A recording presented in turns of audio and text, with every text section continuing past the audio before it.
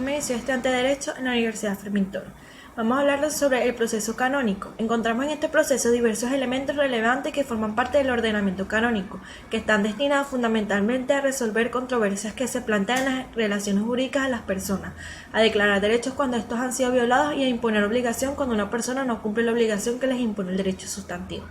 Vamos que el derecho especial canónico regula el juicio contencioso ordinario como proceso, es decir, se seguirán las normas del juicio contencioso ordinario siempre que no sea la aplicación uno de los juicios especiales. Y esto los juicios contenciosos ordinarios que le indica el Código de Derecho Canónico, los cánones 1501 y el 1655, pero para tener una visión completa del derecho procesal canónico se deben conocer los demás procesos, denominados procesos especiales. Se puede ver que el juicio contencioso ordinario, que es el único que está íntegramente regulado en el Código, ya que los procesos especiales son aquellos que tienen normas peculiares y el Código de Derecho Canónico prevé que haya procesos especiales en atención a la peculiaridad de la materia de que trate la causa, ya que actúa como supletorio y se aplican sus normas salvo en los que expresamente se indica en el Código. Además de los procesos descritos en el Código de Derecho Canónico, debe tenerse en cuenta que existe otro proceso en la Iglesia, que es el de las causas de la canonización, beatificación, según el respectivo canón 1403. Remite una ley pontificada peculiar para estas causas, pero allí se excluye la competencia de la legislación particular sobre estas causas. La ley particular vigente en la Constitución Apostólica Divinus Perfectionis Magister del 25 de enero del 1983 expresa que se deben tener en cuenta también las normas de congregación para las causas de los santos del 7 de febrero del 1983. Allí se observa que existe en el proceso contencioso oral que regula a los canones en el 1656 al 1670, que permite una gran amplitud de causas que pueden tratarse por el proceso contencioso oral y su principal característica en el modo de desarrollarse. El proceso se tramita sobre todo el modo oral, donde el juez a ser único y convoca a las partes para la sesión orales llamadas audiencias, donde también hay actos judiciales que deben emitirse por escrito.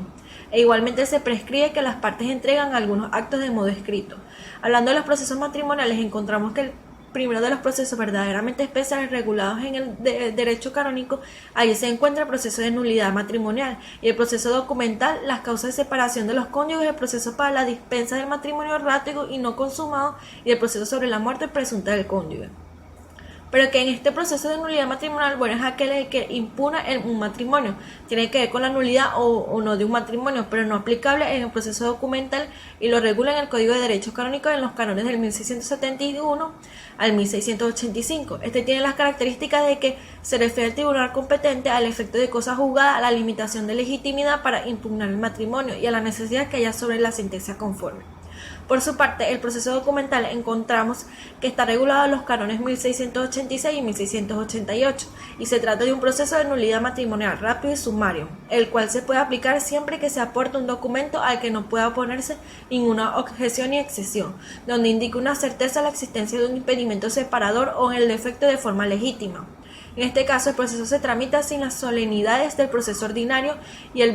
vicario judicial o el juez puede dictar sentencia declarando la nulidad. No es necesario las sentencias del tribunal de la apelación, se deben citar a las partes y estas conservan intacto del derecho a apelar. Por otro lado, el Pontificio Consejo para la Interpretación de los Textos Legislativos en la respuesta auténtica del 11 de julio de 1984 ha declarado que el proceso documental no es aplicable para declarar el Estado libre de aquellos que, aunque obligado a la forma canónica, atentaron matrimonio ante un oficio oficial civil o un ministro acatólico, por lo cual en este caso es suficiente la investigación prematrimonial. Existen unos cánones que hacen referencia a las causas de separación de los cónyuges, permaneciendo el vínculo, estos son del 1692 al 1696, donde se expresa que estas causas pueden decidirse bien por decreto de obispo diocesano o bien por sentencia del juez. Además, existen las posibilidades de tramitarlo por el proceso contencioso oral y las normas de competencia son idénticas a las del proceso de nulidad matrimonial. Ahora bien, existe el proceso para la dispensa del matrimonio rato y consumado, donde se debe indicar en primer lugar que no existe un derecho a obtener la dispensa. Esta es una gracia, por lo tanto indiscrecional, y existe una reserva de competencia en exclusiva de la sede apostólica. El mismo tiene como finalidad la verificación del hecho de la inconsumación del matrimonio y la existencia de la justa causa que el derecho exige para pedir la gracia, así como la elevación a la santa sede de la petición de la gracia. Si se juzgan a las sedes apostólicas, pero aún existiendo ambos requisitos, no se sigue con la concesión automática de la gracia, entonces la dispensa se concede al romano pontífice.